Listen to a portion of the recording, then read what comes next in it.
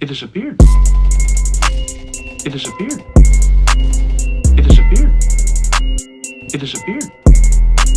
It disappeared. It disappeared. A fine, full, dignified beard. It's easy to be greedy. This is a good place to go with this conversation. It's easy to be greedy. Do you think I don't want to be greedy? Do you think I don't even rap? I don't rap.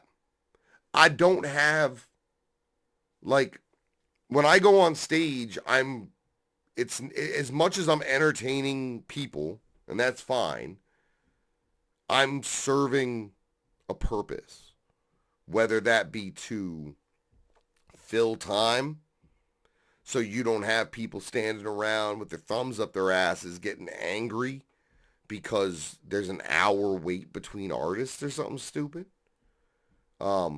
I go out there, I give information, I go out there, I tell people go to that fucking bar, go to the fucking merch booth. Sometimes I give out free stuff. I provide a service. Like, I keep the schedule on time. I do promotion. Like, that's a service. So a lot of times I'll get booked someplace. And someone will say to me, like, okay, we're going to give you 15 minutes.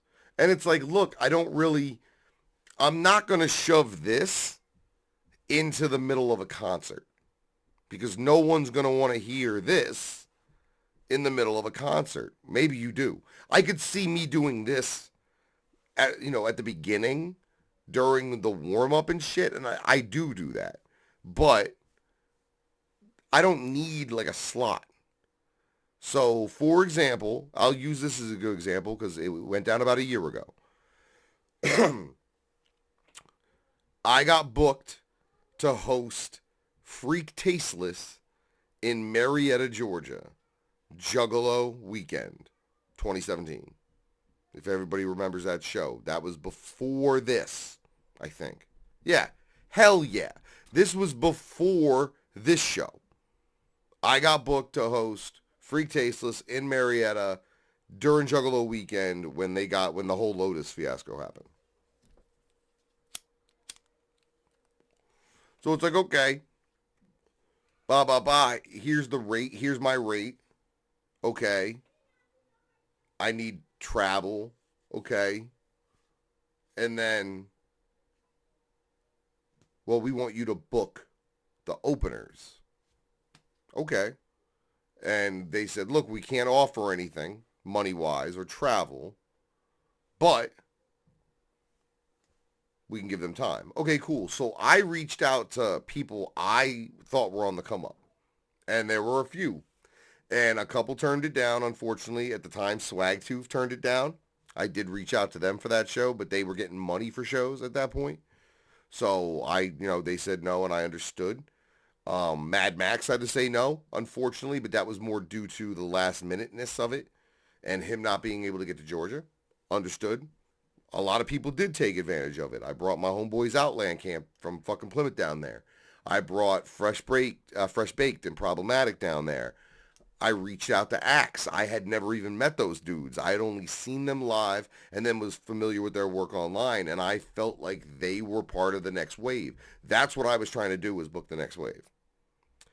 I didn't get paid from any of them for getting them that show. And I didn't pay any of them to come to the show. But there are people in this business and in the underground that if MNE would have given them 6 slots on a show and said book that, they would have went directly to Facebook and said, I have 6 slots for this show. They're $300 a piece. And I could have made another 2 to 3 grand on that show.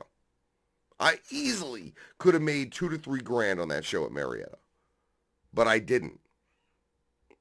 Because I wanted to provide opportunities to those that I felt had deserved it and had shown their worth through work and through their fan bases, not through I got 2 fans but I got a decent job and I can pay $500 to get on the show. But I can't bring one person through the door. And I'm going to be forgettable. I don't want people on stages that are forgettable. Like, if you're only up there because you was able to scrounge up enough loot to do so, then you in the wrong business. Now, there are dudes who I know who will refuse to buy on. I'm not a huge buy on person. Like, I'll sell tickets, but that's because I have a fan base and I can sell tickets. See, but I don't have to do that anymore. That was back in the rap days. But, I mean, notoriously, and I got huge respect for dudes like this, Stitchy C will not buy on. I've never heard of him buying on to something. There's been a few other dudes. And infinite respect to them. Because they're just like, look, you know, my product and my art is my buy on. And that's the way it is in certain places. But now, I mean, part of it is that the money's just not right for nobody. The money's all fucked up anyway. Money's all fucked up, like everybody. Everywhere, everybody's having money issues. So I can't even call a lot of it greed. What I can call it is ensuring the maximization of profits. Which I don't think I have a problem with. But if we're going to do that, then let's just do it. Let's not try to act like... Let's try and not act like this dude didn't buy on or that dude didn't buy on.